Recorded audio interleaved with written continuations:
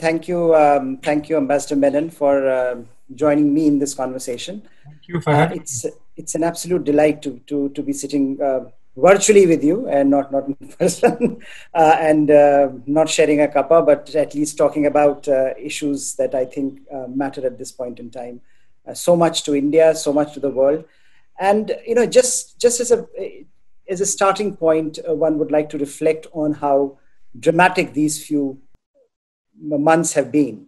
Extraordinary moments, as if COVID-19 was not enough.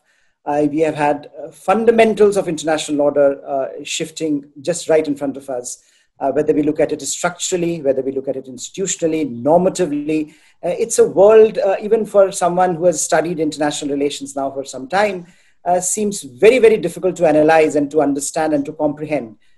Forget about teaching and forget about making others understand.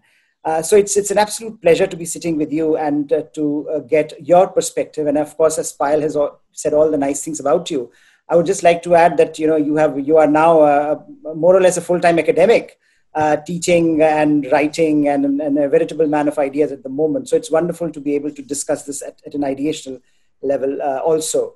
And of course, in the midst of all that is happening in the world, Indian foreign policy is also going through lots of challenges. In particular China, but not simply China. There are other challenges as well, given what is happening to the global order. So let me, Ambassador Menon, start from what is on everyone's mind, the China question, and we will then go to other aspects of this discussion. How do you see the present moment in Indian foreign policy's evolution? Is it going to be an inflection point? Many a times in the past, we have discussed, there have been issues and items on the foreign policy agenda, and we have said, look, this is going to change Indian foreign policy dramatically. And foreign policies do not change dramatically. You know that better than anyone else. But in this case, can a case be made that we have reached an inflection point, not only in our China policy, but also in our larger foreign policy vision? And I would just like to start from there and take this conversation from there. Well, I actually agree with you that we are at an inflection point. But I think that it needs to be put in a certain context. Because what's happened is that our fundamental goals for foreign policy haven't changed that drastically. After all, what is the purpose of Indian foreign policy? To enable the transformation of India into a prosperous, secure, modern country. And that doesn't change. The means available to us have changed, but they take time to change. It takes 2 years to induct the Rafale. It's not an overnight process.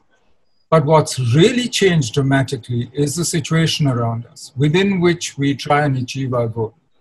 And the Chinese talk in terms of a once-in-a-century moment of change. They think this is a fundamental shift, actually, in the international order, in the balance of power. It seems to me, given the shifts that you mentioned, and there's a whole series of them. I mean, it's not just the rise of China, the increasing China-US contention, but it's also the end of multilateralism as we knew it. It's also today the fact that the world is between orders, that the balance of power has shifted, that the center of economic gravity, at least of the world, is now in our part of the world. A whole host of things have changed. So given that change in the situation, we have to change what we do. If we want to achieve the same goal, but we need to use different tactics, different ways, adjust to the situation. If we did the same thing, it would be foolish, frankly. To do the same thing, expecting the same result in a different situation, doesn't make sense. So we need to adjust to what we see around us. And many of the things that we see today as immediate problems, our crisis on the border with China, for instance, are a result of these larger factors actually playing out at the tactical and the short-term level. I mean, these are immediate problems, and we need to make fundamental decisions. We go with this. So how would you assess then this particular problem in the sense of what what do you think is the fundamental cause here? Is it a larger structural shift that is happening, as you have alluded to, or Well, is it something to do more tactical and operational at what is happening it in works Ladakh? at both ends of the spectrum. I think tactically, clearly, what India had done to build up its infrastructure, the new road to DBO, also the Chinese attempt to try and dominate and to actually separate segments of that theater, the Ladakh theater, into subsectors. I think tactically there are military reasons why the Chinese thought they could do it. The interesting part, though, is that for 45 years the peace held. Nobody died on that LAC. Both sides respected it. Why did the Chinese choose not to do it anymore, not to respect that, not to keep the peace anymore? Why did they change the status quo in their own favor? Clearly, the deterrence, the balance, the effective balance which operated, which kept the peace, whether it was political, military, whichever way you look at it, clearly that in their mind has changed. And therefore, it seems to me we have more than just a tactical problem. We have a problem of restoring the sense of deterrence and maintaining the peace, and of course, restoring the status quo as it was before, because they have changed it to their advantage. It shouldn't be, the commitment under the 93 agreement is mutual and equal security. So it shouldn't be changed, and both sides are committed to actually respect the status quo. And that, I think that commitment needs to be brought back into play. It might take time. And you might choose different means of doing this, including pressure, including negotiation, whatever. But I think that's at the tactical level. But there is a larger question. Why has China done this at this time? If I may, Ambassador Menon, this is a question that applies not simply to India. There are other countries also asking this question. Why is China making so many enemies? After all, a lot of the people, a lot of the commentary at one point in time was that Chinese are very strategic. They think very strategically. So suddenly you find now China, which seems to be making everyone unhappy around it. And in fact, generating a pushback. Now, you have observed China inside and out. You know it very well. You are an expert on Chinese domestic politics as well as foreign policy. Can you explain to us something about its internal dynamic at this particular point? And maybe there is, because there are two arguments here about domestic and structural. Yeah. For me, frankly, Chinese are human. I mean, if you look at the history of the People's Republic, they've made great successes. They've also made great failures. I mean, there have been moments when they've done quite badly. But this is a mystery. Why this wolf warrior diplomacy, which alienates everybody, and has been going on not just now, this year, but it's actually a phenomenon which we've seen increasing since roughly about 2008 onwards. My own explanation for that is that when diplomats, media, I mean, after all, the question also arises, China spends over $16 billion on her external projection, publicity, propaganda. And yet, frankly, China has very few friends. In fact, has less and less friends abroad. Less and less people are impressed by what happens in China. That's because her diplomats, her journalists today write primarily for the audience at home, to impress the leaders at home. Not so much to impress you and me. And now, when does that happen? That happens in any system where there is internal stress. I mean, it happens at times of domestic stress where you're not sure where your own system is going, where you feel you have to be more royal than the king, wrap yourself in the flag, you need to cover. And we've seen this phenomenon in China taking risks abroad whenever she has internal tension. I mean, in 1969, at the end of the Cultural Revolution, was hardly a time to go and attack the Soviets in Chunpao Island. Or in 62, when we had a war with China, when basically post greatly forward, huge famine, leadership quarrels among themselves, Mao Zedong had been shifted, put on the shelf, as it were, sidelined. So frankly, when you look at China's risk-taking abroad, in most cases, crossing the Yalu into Korea in 1950, when China itself was hardly pacified and taking on the world's greatest power, this sort of risk-taking behavior has normally been associated with tension at home, domestic crisis. And frankly, it seems to me that COVID is really a trigger. All the powers have been diminished by COVID. No government has come out of this looking good, stronger, or with its reputation intact. It doesn't matter what they tell you. They might each claim to be wonderful. But the fact is that everybody can see through this, and most of all, their own people can see through it. The economies are all in crisis. They all have a health crisis. And therefore, they run the risk today, each of them, of being accused of not being successful, not governing well. And there is nothing like an external crisis or two or three or four in this case to actually help a leadership which feels threatened or which might be divided. Because that's the other interesting thing. Elite unity in the Chinese leadership is quite remarkable since Tiananmen in 1989, when I think they got a real scare, when their own people were expressing themselves across the country.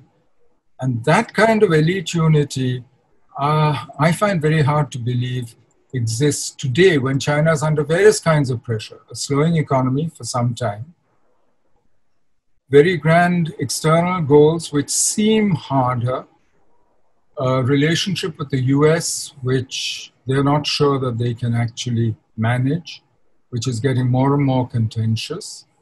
And frankly, if you look at the periphery, her relationship with most of her neighbors is not very good. She has tried to use what she has, which is economic power. But that, frankly, is long and slow working. So, and she has not managed to build an order of her own yet. So let's see. That is one way of explaining it. There are others who say, no, it's hubris. The Chinese think their moment has come. The rest of the world has collapsed. The US is busy fighting an election and is engrossed. And therefore, they thought this is the time to push forward. I'm less convinced by that. Because frankly, if you're convinced that history is on your side and the future is yours, you don't need to behave badly.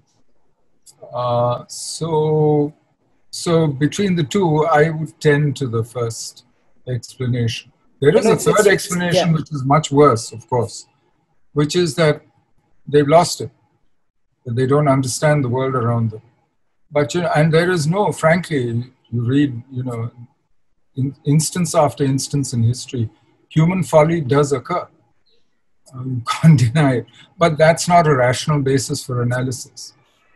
Yeah, especially when you are trying to grapple with the policy consequences of this. And so, when you look at the consequences in terms of Indian policy, one of the ways in which it has been explained is that, look, India will now have no option but to be more explicit about its choices.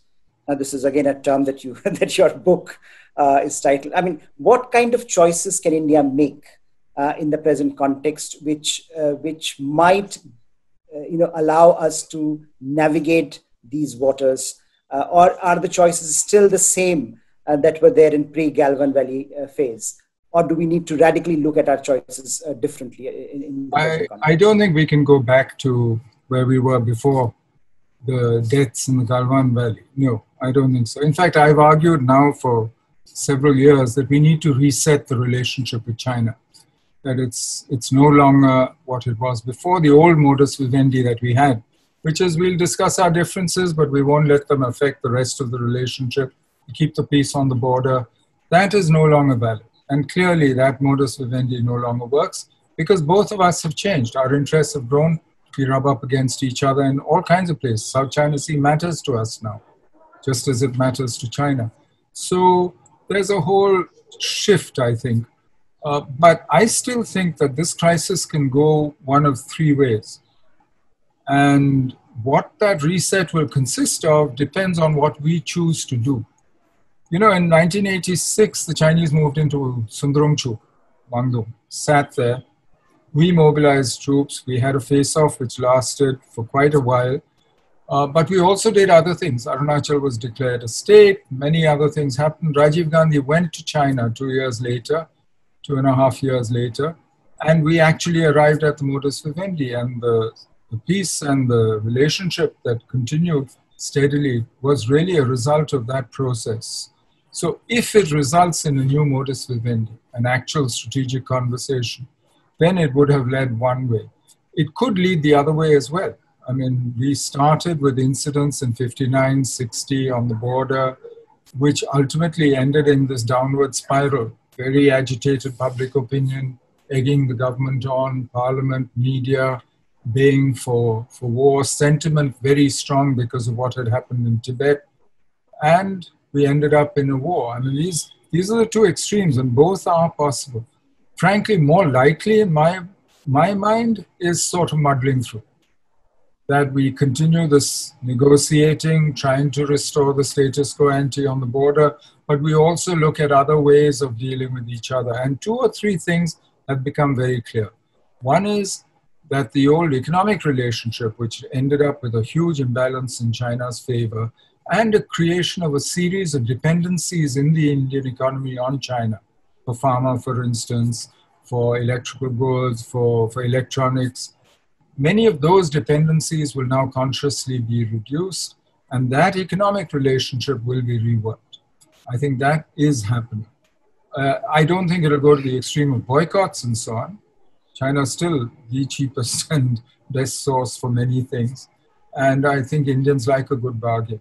But that, I think, is one part. The economic relationship will be reset. Larger picture, I think it will accelerate trends which we've already seen in the last 10 years. A much closer relationship with China's other neighbors, with Japan, with Vietnam, with Australia, with Indonesia, with Singapore, with others, in defense, military, security, etc., intelligence, and so on. A much closer relationship with the US on the maritime defense side. And in terms, I hope, of actually building, strengthening India. And most important, I think, it will also result in a much stronger, I think, Indian push to strengthen the instruments of state that we require for this. I think that's something that will happen. Will this also push us into a much more autarkic pattern of development? That is a fear that I've had for some time. When we walked out of the RCEP negotiations for the free trade arrangement in Asia, towards the end of the negotiations, when we raised tariffs for the last 4 years steadily, then we're heading in a more protectionist, autarkic direction. How far that will go, we don't know. The government keeps telling us, don't worry, we're not going back to the bad old days. But, the temptation is there. And so that's a balance we have to find, I think. But all these are existing trends which are being accelerated by what happened this spring with China. So when you talk of a number of points that you've raised, whether it is about India's engagement with neighbors, China's neighbors, our extended neighborhood, whether it is with America, whether it's the whole process of how do we interpret this new phase of deglobalization, they are all, as you say, are processes that have been underway for some time, and we have seen an acceleration. Now, the kind of external environment that we are witnessing today, that COVID-19 has also accelerated this process. Indian Prime Minister says one of the things he has learned, or the country has learned, is self-reliance is good, and that's where the point that you were making about when does it cross into autarky. So when you look at the larger external environment, whether it's the power transition, whether it is deglobalization, whether it is fragmented multilateralism, where multilateral order, as you were pointing out earlier, is under a great degree of stress. Which of these factors help India and which of these factors hinder India's prospects when it comes to foreign policy? For India, frankly, a certain amount of disruption is not so bad. And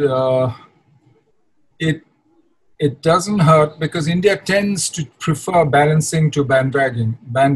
I mean, that's historic, whether it's non-alignment, whether it's strategic autonomy, whatever you want to call it. We've chosen to work with everyone. Also, because of our situation, we're both a maritime power, which is where the US and India have really great congruence, US, India, Japan, and so on. But we're also continental. Our problems with China are on land. And when we see the Eurasian landmass being consolidated with Belt and Road and so on, And when we see what's happening with our traditional friends, like Russia, like Iran, and so on, then I think we also need to look at that. But most important, we have to worry about our home, our periphery, our subcontinent, and our friends in the subcontinent. So I think there are multiple resets here where we have both opportunities and risks. I mean, we have to up our game, there's no question, because it's a much more competitive environment, the risks are much higher, there is, I think, much more stress in the system. The fragmentation of the global economy does not work for us. We are one of the second biggest, I think, beneficiary of the globalization decades after China. So the more it gets fragmented or broken down into economic spheres, maybe RCEP in Asia, EU in Europe, and this NAFTA by its new name in North America, the more they get isolated, decoupled from each other, the less it works for us, because we're not party to any of these, and we find it difficult to be actually committed to just one or the other. So for us, actually, we should be putting our effort in keeping the world economy as globalized as possible, because that's where our interests are. We should also work on keeping our periphery peaceful and working on, we can't exclude other influences in our periphery, but we need to make sure that we are the primary source of stability, of security, and economically that we are integrated with our neighbors.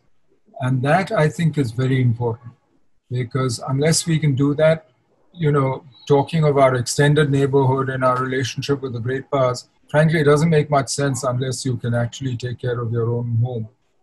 And I think we need to obviously undertake a course of self-strengthening, as I said, because ultimately we need to restore the deterrence that kept the peace.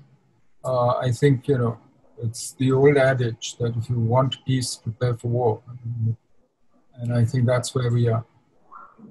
Ambassador, one of the things in terms of the point that you were mentioning about fragmentation, one of the interesting things that has happened, or interesting concepts that are now coming in vogue, is this idea of democracies, and the idea that democracies, it is imperative now for democracies to come together.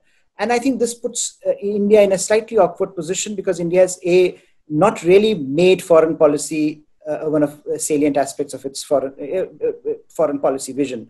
I mean, we used to talk about a lot, but we were pragmatic enough to deal, because the threats were such that you were pragmatic enough to engage with various countries, with various regimes.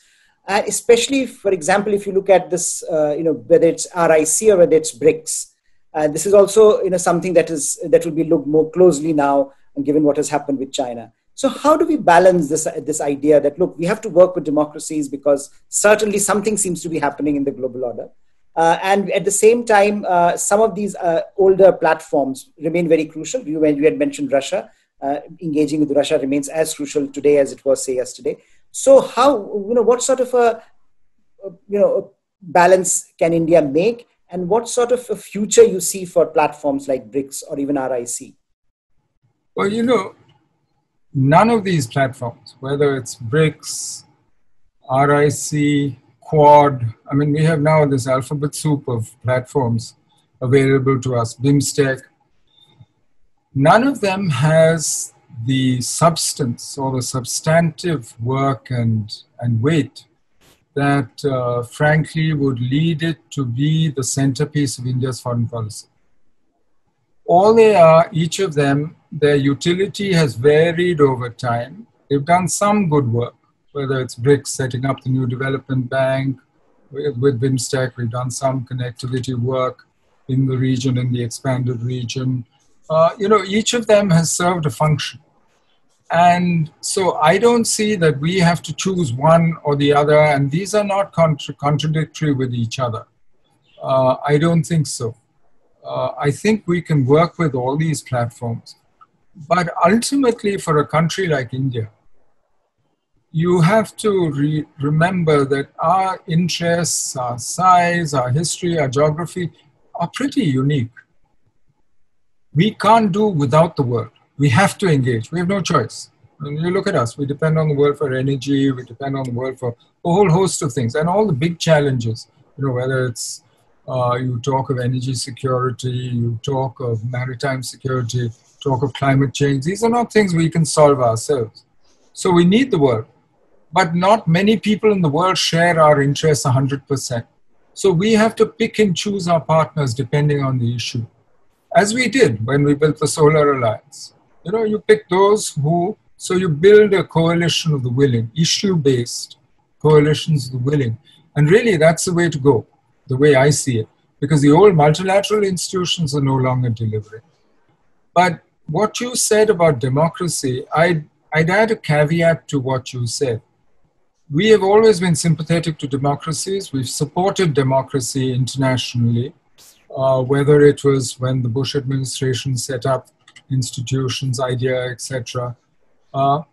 We have been much more active in supporting and, in fact, promoting democracy within the subcontinent. Whether it was Nepal in 1950 and 1990 again, whether it's in each of our neighbors.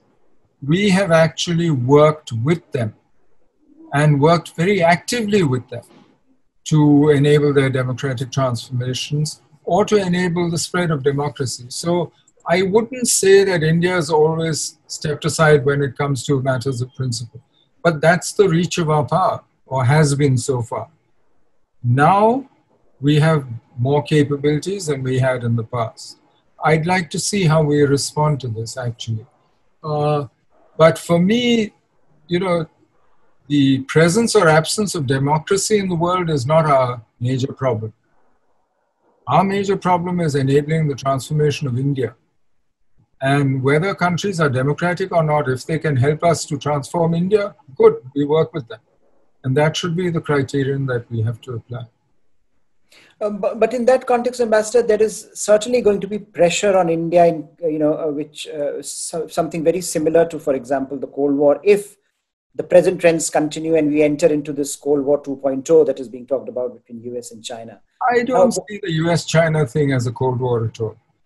I mean, the Chinese are not offering some alternate world view that is so different from the Americans. It isn't an ideological conflict the way the Cold War was. B, they are thoroughly intertwined economically. I mean, they might decouple somewhat in technology, high tech certainly, in financial arrangements. They're trying to decouple, but they're finding it difficult. The Chinese still own most of, the 80%, over 80% of their reserves are in US dollars. And most of that is in US Treasury bonds. So look at the trade they do, even today, when their relationship is supposed to be in such bad shape.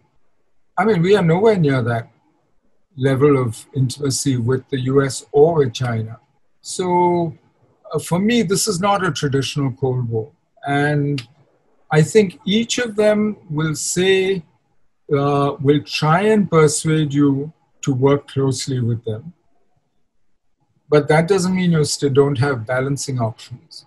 And it doesn't seem, Ambassador, Chinese are persuading us, if I can interject. I mean, they are not persuading us to work with them at the moment, at least. Chinese ambassadors are trying to write articles and make speeches, trying to persuade you. But the fact is that if you could balance during the Cold War, when the world was really divided and where the gap between the two superpowers and the rest of us was so enormous, much more than the gap today. So if we could balance then, surely today there's space. And in fact, I think it opens up opportunities for us. So when you look at some of the remarkable statements, for example, Mike Pompeo's speech last week, quite remarkable by any standards, in the sense, the sweep of that speech, that the idea that, let us work together for the overthrow of the Chinese Communist Party and things like that. It was, in some ways, that is reminiscent of the Cold War rhetoric. And one may agree that perhaps it would not go down that direction. But certainly, the relationship is changing. The texture of the relationship is changing. And if you look at this is an election cycle, election year. It is very interesting to see even Joe Biden, for example, the opponent, is not really offering an alternative China policy. What he's saying is that he'll moderate somewhat here and there, but not really an alternative to what Mr. Trump has done. Mm-hmm. So how do you see this panning out post-elections? Do you see Mr. Trump has really had a legacy issue here that he, apart from some other negative aspects, this would be his legacy that one can look forward post-elections if he doesn't get elected? Or Mr. Biden would come back and readjust the older relationship, or at least try to readjust that relationship, because that will have a considerable bearing on us as well, as India looks forward to post 2021 US and how it engages with it. Well, it seems to me that it's interesting. Trump has not spoken the way Pompeo has. In fact, he has spoken on the record of his wonderful relationship with President Xi Jinping, and of how wonderful the trade deal was, etc. And he actually fought to keep that deal going for as long as he could, even when his officials were saying it's dead. Lighthizer, for instance. He was. So I would not predict US policy on the basis of personalities. I think much more contentious US-China relations are almost inevitable. Because, as you said, there is now a bipartisan consensus on China in the US, which is much more negative than it was before. There are structural reasons also. I mean, US policy has always been, since 45, to prevent the emergence of a peer competitor in the global system. And China looks like she could be a peer competitor. She isn't yet, but that she could be. And the US will act to prevent that. She prevented the Soviet Union. She prevented Japan. She will now act and try and prevent China from becoming a peer competitor. So it's built into the situation. Most important, the Chinese are convinced, after seeing what's been going on for the last few years, Chinese leadership seems convinced that the US will do everything possible to prevent China's rise, which amounts to regime change, frankly, because if you prevent China achieving the China dream, which the regime is so committed to, then the regime will have to answer and will have trouble at home, etc. So, but regime change, so far, we have only heard from Pompeo as a US goal. And it's not, I don't think it's settled US policy. We haven't heard it from Biden. So if he wins, presumably there'll be some amelioration. But I don't see much shift actually in the fact of contention, in the pushback, or in the attempt to try and limit the economic exposure that the US has got into with China. And certainly in the high-tech and investment and other areas where the US has been putting in restrictions, I think that will go on. How does it affect us? As I said, it opens opportunities for us, but it also, we sometimes become collateral damage. Some of those tariffs, for instance, on Chinese steel hit our steel exports to the US. So we'll have to navigate this quite carefully. It's not going to be easy to do. But certainly there are areas where congruence between India and the US has grown, thanks to China-US contention. Maritime security is one. You can see the growth of ties, interoperability in the defense areas is today much higher than it's ever been. In fact, you could even say that today, in many ways, India-US relations are better than they've ever been before. Also for a negative reason, because the Trump administration doesn't care too much about human rights and internal developments and so on. So they're not caught up in that rhetoric, where, frankly, over the last few years, we have lost some ground in the West, if you look at what's being said by others. So because of that, in a sense, you today have a narrower relationship with the US, but a much deeper and actually a much better relationship in many ways than you've had for a very long time.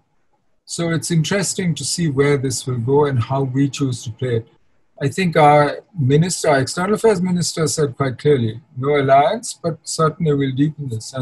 And we have been doing that steadily for several years. So I would expect that to continue.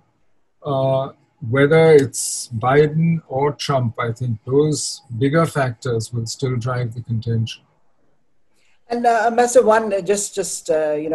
taking the discussion a bit in a different direction, you might remember when Mr. Obama came to office, this big talk of G2, that suddenly possibly Americans and the Chinese can work together in a global deal. That certainly looks very remote today, doesn't it? It looks, because that has been something that has also, shaped Indian policy response, that hedging, that you need to keep your options open, that you need to be able to engage with both sides, because the possibility of a superpower engagement, great power engagement, with great powers often do, to the detriment of smaller states. That has always been a possibility. So does that look, at least in the short to medium term, a remote possibility? Well, in the medium and long term, I think they have a common interest in preventing the emergence of any third great power, superpower. So I think we need to be prepared for it mentally somewhere down the road. But we're nowhere near that yet. But certainly, they do have common interests. And if the US chooses a less confrontational way of going about their contention with the Chinese, which is quite possible if, say, there's a Biden administration, if they try cooperating on climate change, for instance, or on energy, but there's a whole set of other issues on which they could work together, North Korea nuclear, for instance, then perhaps what you will see is a mixture of China-US cooperation, which works to limit the space for other countries, as we saw in Paris when the Paris Climate Accords were done.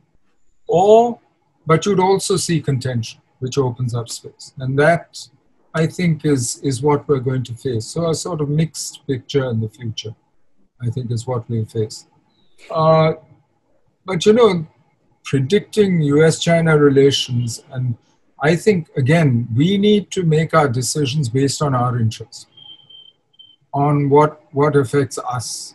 And in any such situation, there will be parts of it that don't work for us, parts that do.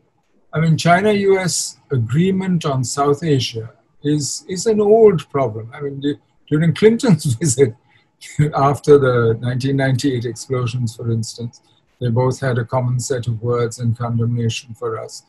71 we've seen. So, those kinds of things, but we've survived all that. We've dealt with all that. And today we're in a much better place with the US than we were then. So I'm not so worried actually about where this goes. Yes, the world is fragmenting. Yes, the world is a dangerous place. Yes, we are between orders. There's no liberal international order, so-called, which was never either liberal or very orderly as far as we were concerned. But all that is true. And that should worry Americans and Europeans. But I'm not sure that it should worry us as much. Master, before I take some questions from the audience, I have just one last question, which is about Russia. Does India today have a Russia problem, or is it sort of the relationship continues on an even keel? Clearly, there seem to be pressures on the relationship, but India has tried its very best to maintain a relationship with Russia that allows for positive outcomes in certain areas, especially on defense and strategic matters. But what are the pressure points here in this relationship, and do you see them getting ameliorated in the near future, or do they get strengthened? I don't think that we should worry, too much about how that works, because the common interests that we share, and you see that in various strategic fields, and you see that also in the way we work together on the international stage, those common interests are really strong.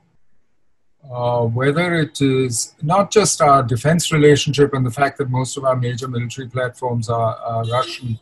No, more than that, if you look at it on counterterrorism, for instance, we have a very similar sort of approach. And we suffer from the same sources of instability, extremism in Central Asia, for instance, out of Afghanistan. We might at different times choose different solutions. I don't think that Russia's primary interests are the same as, again, Russia is rather like India. She has a unique set of interests. She has a unique location. They're not identical to either Chinese interests or US interests or European interests. Russia will pursue her own interests, always has, always will. And I think that always provides enough for us to work together. So I don't think we have a Russia problem. No. I think Russia has a problem today of being much weakened and of remembering a past and having habits which maybe are left over from the past. Just as we have a problem of actually learning to use our new capabilities, because we are in a whole new situation with a whole new set of capabilities that we've built up in the last 20 years. And that, I think, is a process of mutual adjustment. How we both deal with China, for both of us, China is a big preoccupation. And while the Russians have so far chosen to work with China where they can, that doesn't mean their interests are identical. So for me, this is a problem, a relationship which needs diplomacy, which actually needs the application of mind and effort. And I think, I wouldn't call it a problem at all. Ambassador, so I'm taking a few questions now from the audience. One question which we have sort of discussed in passing, perhaps it would be very useful to hear your views on that, given China's influence in the neighborhood, particularly Bangladesh, Nepal, Sri Lanka, how do you see India managing these neighbors in the future? What possibilities exist? Clearly, China, India cannot issue a diktat that China should not be part of their engagements. But what are the parameters around which Indian policy should be framed so that the kind of setbacks at times that India faces, which seem to be cyclical also, can be avoided? I think we need to be clear in our heads. One is, you can't exclude anybody from the subcontinent.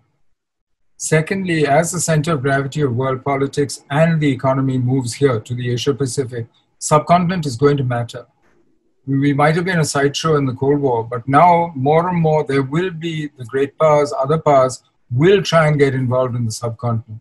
I mean, Nepal, for instance. Why is Nepal being courted by the US and China? Because Nepal is sitting next to Tibet, which for China is an issue.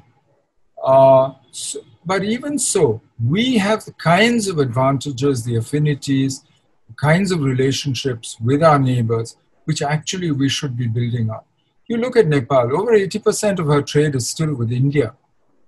We make a big fuss. If the Chinese spend their money in Nepal building things which are good for Nepal and Nepal's economy, good luck to them. Why are we objecting?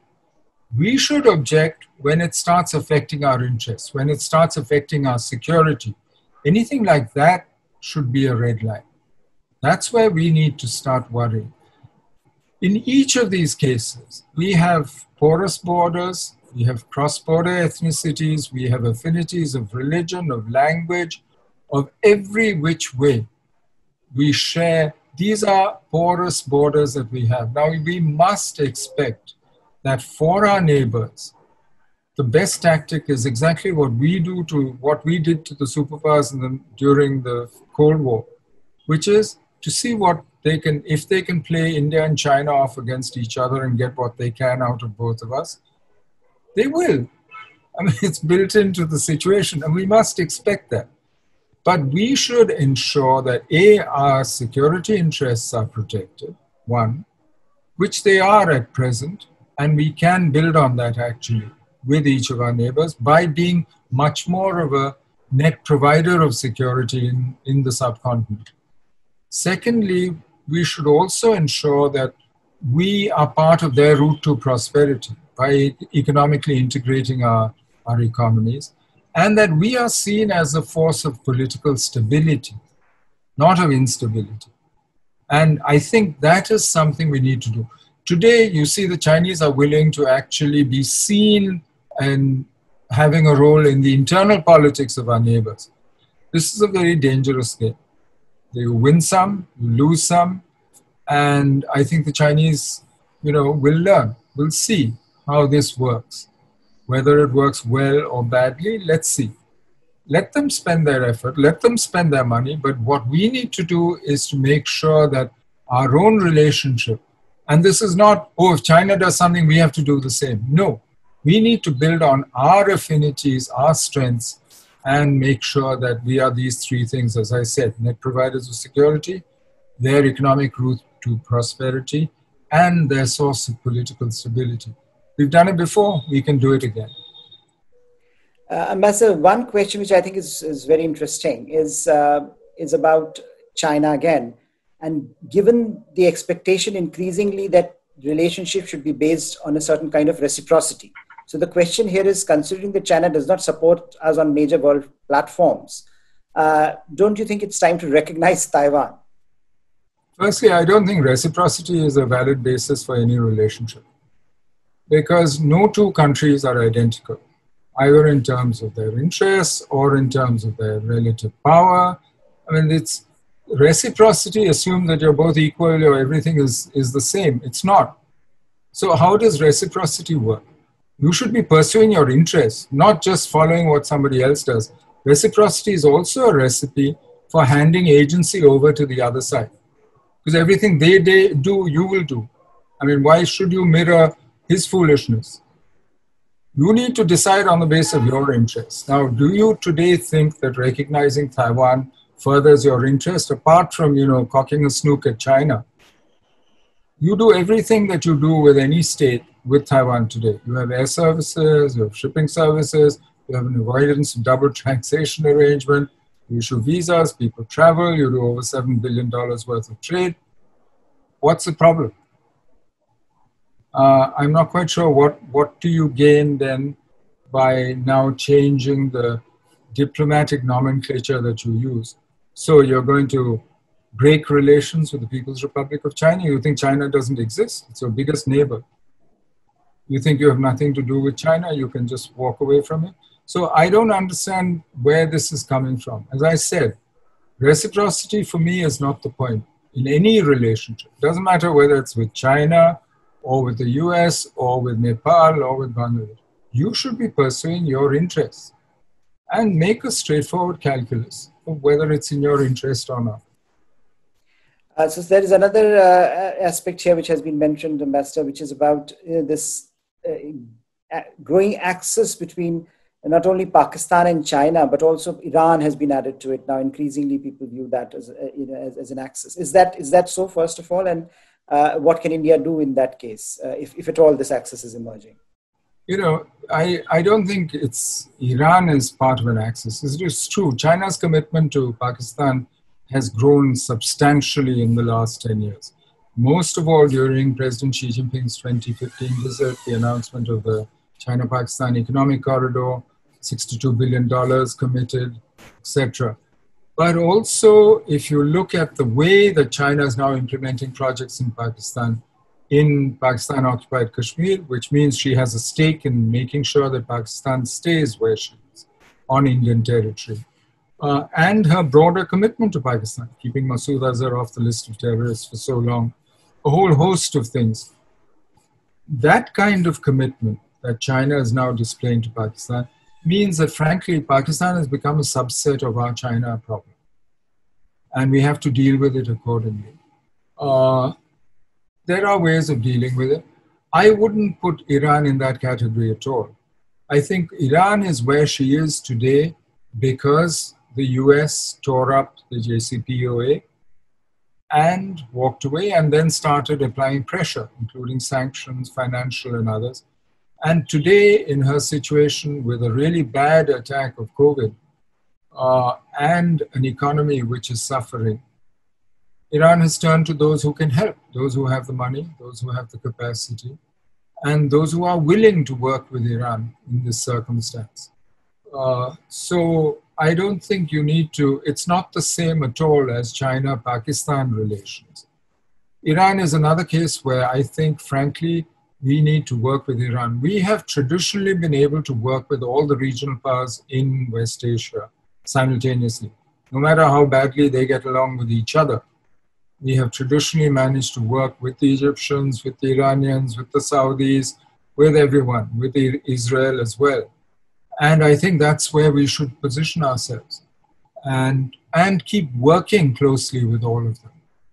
There are ways of working with Iran, which, I mean, the Chinese are showing you, barter, for instance, which avoids financial sanctions.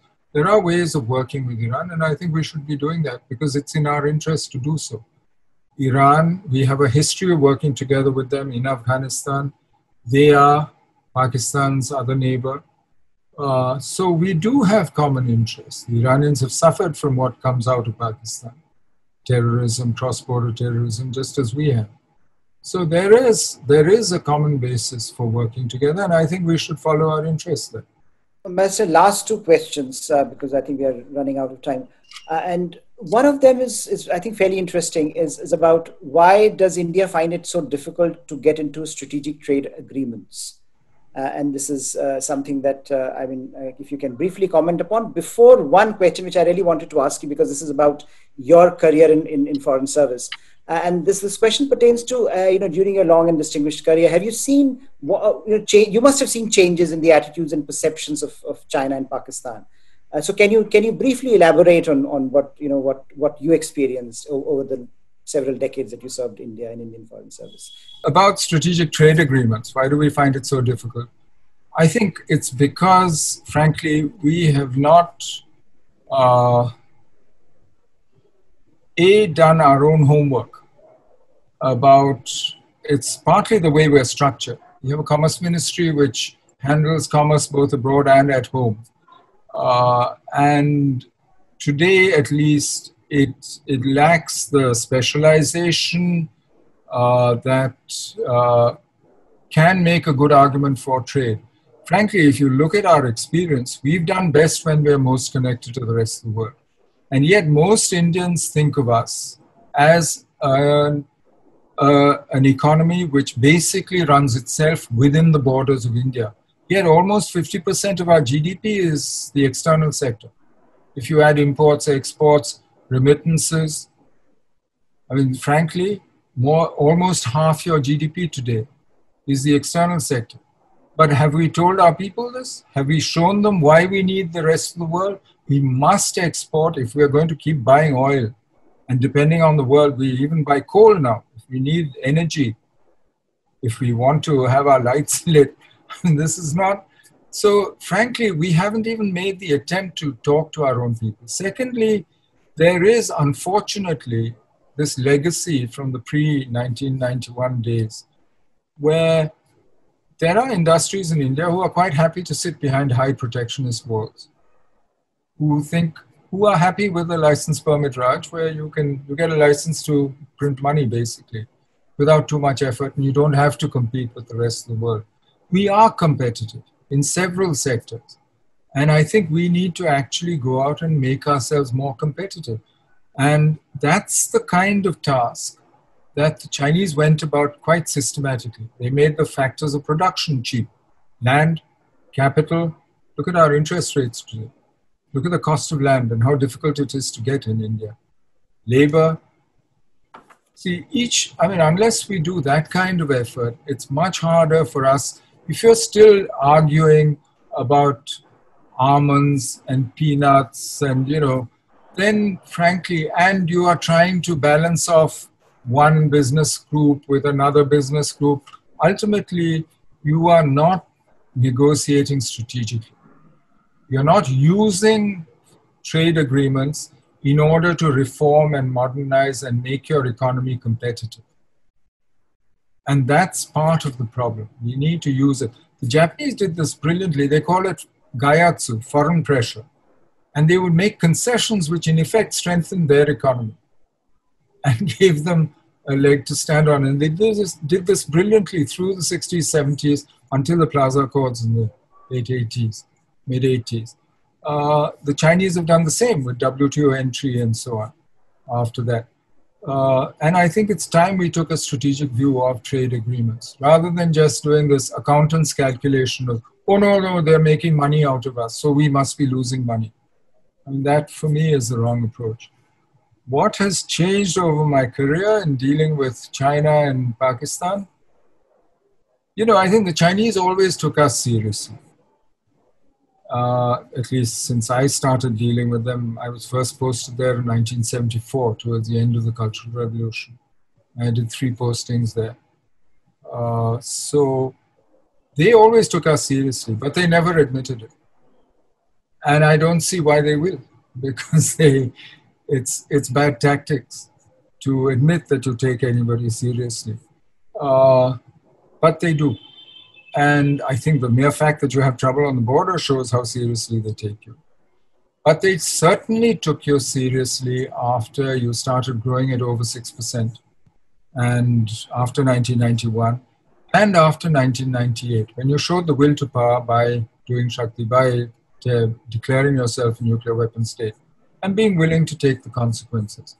I think those two actually made a huge difference to how they saw us.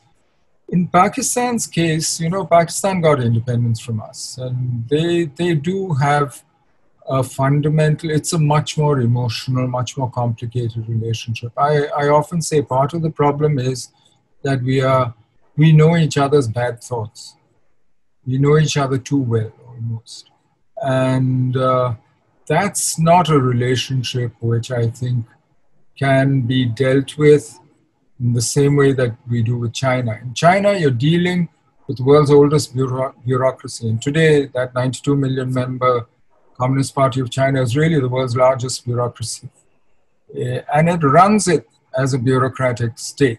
That's how it's run. And you can therefore deal with it rationally. It's also predictable in most cases. That's not true of Pakistan at all.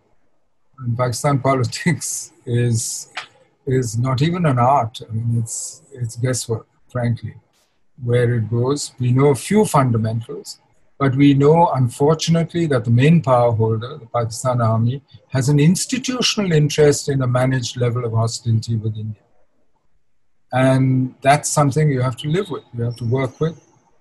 It's not something you are in a position to change right now, not at these levels of power. Maybe in the future you will. So they're very different. But it's interesting, you know, for the Pakistanis, they don't have a foreign policy, they have an India policy. And the rest of it is all around that. Whereas for China, India is part of a larger picture. And that's something that still, the way they look at India. And it's amazing the continuity in what they say to you. In 1960, the Chinese ambassador came to the Ministry of External Affairs, read out a démarche saying, look, we don't want two fronts, trouble on two fronts. We have enough trouble in the East with the US and her allies. The last thing we need is trouble with you. But if we don't do something about our relationship, we will have to look elsewhere, hinting at Pakistan. That's exactly what happened. But that's a rational way, that's the way a rational realist state behaves. But that's not true of Pakistan. So there's a big difference for me, at least in my mind, in how we deal with both and what we can expect and what we can do with each one. Ambassador, a few questions. One is, since we are talking of perceptions, how has the perception of European Union changed? I mean, European Union, for many in India, was mythical, almost a creature which existed only in name. But suddenly now they are saying that they want to play this role of a geopolitical actor on the global stage. First of all, in your assessment, can they do that under the present circumstances? Do they have the potential to do that? B, what can India leverage from Europe, if at all anything, in the present sort of geopolitical chess game that we are involved?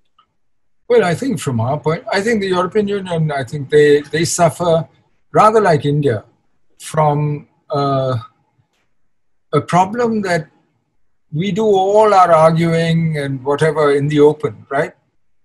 And that immediately affects your image as an efficient state that can get things done. And same with the Europeans. I mean, they do it all in Brussels, in public. They extend their meetings, stop the clock. That's not a good image to have in diplomacy and war. I mean, this is now. So there is a problem that both get underestimated as a result. But if you look at actual performance, I mean, both the European Union and India have done well, actually, in terms of relative power to the rest of the world. Look at India. I mean, we've improved our relative power compared to the rest of the world over the last 30 years, compared to every country except China, perhaps. The European Union can make a huge contribution to the transformation of India, especially on the economic side. But we have not leveraged that at all, partly because of this accountant's approach to trade agreements that I was talking about. And the lack of a larger sense of strategy. And frankly, we match each other in this. Huh? We are both equally good at avoiding larger perspective. If they become more geopolitical in their thinking, frankly, I hope it helps us certainly in negotiating the BBT, the broad-based trade and investment agreement that we've been negotiating for so many years. But I do think that there is a role for the European Union if they can get their act together. I'm still open-minded about that. But I still think that we need to invest much more in our relationship with them for economic reasons. And to see how we can actually, whether it's technology, whether it's, in most of these things, actually, we need to actually work with the European Union and the Europeans as individuals. Germany, France has always been politically very supportive with us, for us. So, I mean, these are countries who we need to concentrate on and spend much more effort than we have so far. Ambassador, I know we have to end, and this is a very fascinating conversation that can go on forever, but I cannot end without asking a question on behalf of a number of my students. And that is a question about, lateral entry in foreign service. This is a problem, you have also written about it. There are many others who have written about it, the capacity problem in India, especially in Indian foreign service, and what can be done to rectify it. A lot of my very fine students think that why aren't they given this opportunity to enter into a foreign service at various levels? So perhaps you can address them and tell them what are the problems there and what are the challenges in making it operational. We have taken some steps towards that effect, but not to an extent that perhaps many outside the system want or expect. Well, I think what MEA has done is it has done two things. One is it started internships, which should be of direct interest to your students, and especially in policy planning and in 2 or 3 of the other divisions. They do take interns every year, and that is, I think, something that they should look at. But for lateral entry, what they've done is they've actually gone to expertise, to people who have something, some knowledge, some skill, something that MEA needs. Whether it's, external publicity, dealing with the media, social media, and so on, or whether it's, say, map-making skills, etc., survey, in the boundary cell, and they've gone to the armed forces, for instance. There are people on deputation from the armed forces who have come to MEA, worked there for several years, or in protocol, in whichever. But in those cases, protocol goes to the hospitality industry, for instance. But in each of those cases, they're looking for particular skills. So I would say depending on what stage you're at, what you're doing, please continue doing what you're doing academically. Do your PhD. Do specialize, learn the discipline. Because when you have the skill, MEA will need you. And I can only see that need growing. Because there's no way that MEA can fill all this itself. It never will. And it will expand. It is expanding now. It's already twice the size it was when I retired, which is, literally 11 years ago, 12 years ago. So it will expand.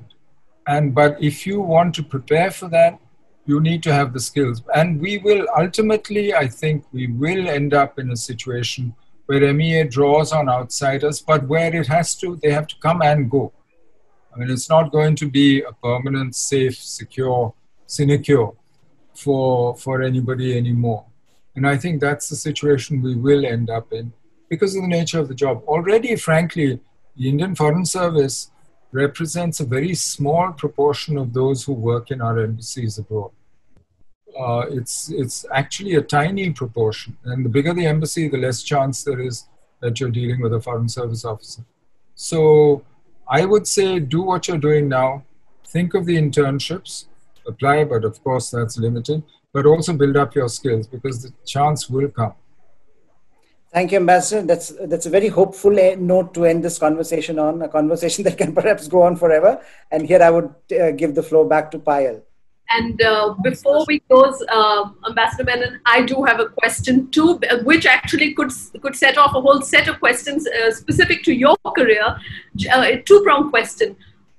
In all the positions you held, and then both within different countries as well as NSA, would you be able to pinpoint what you think is the most challenging episode of your career, delicate, whether it was played out in the public eye or privately?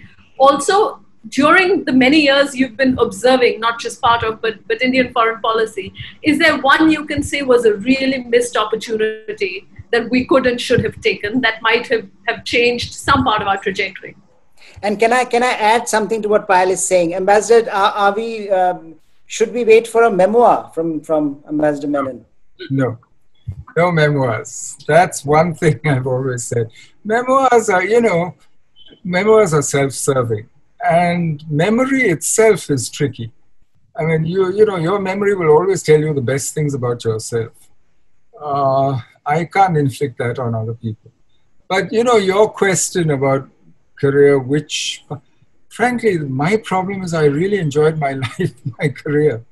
I mean, I was really lucky. I stumbled into it. I didn't mean to end up as a diplomat. But I was lucky. All the places I went to, I really enjoyed. So it's very hard to pick and choose. Missed opportunities, I'm not sure that it's very hard to say. I would actually say that there were moments in 80, 81, 82, when I think we had a real shot at a border settlement with China. But I think our politics on both sides then just moved on, and it was no longer possible. Sort of between 80 and 83, when Deng was still there and had the authority to do something pretty dramatic. But that moment, I think, passed quickly. Let's see. But when you say pick things from your past, it's very hard for me to pick, because and to your students, Harsh, I would say, if you ever want a career that not only surprises you, but can also, really thrill you, this is the one. Because if you like people, if you like traveling, if you like change, then this is the job for you. And it has enough intellectual content to keep you alive, to keep your brain ticking at least. So for me, this is really the ideal career. So to your students, please tell them, go and do the exam. I know it's a matter of luck, but maybe you're lucky.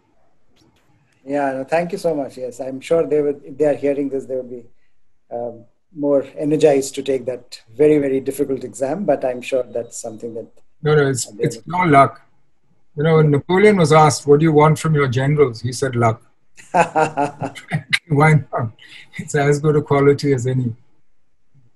Thank you to both of you. It has been a real privilege. And like I said, in education, thank you, Ambassador Menon, for sharing your time, your experience, your insights. And thank you, Professor Pant, for your really on-point and knowledgeable questions.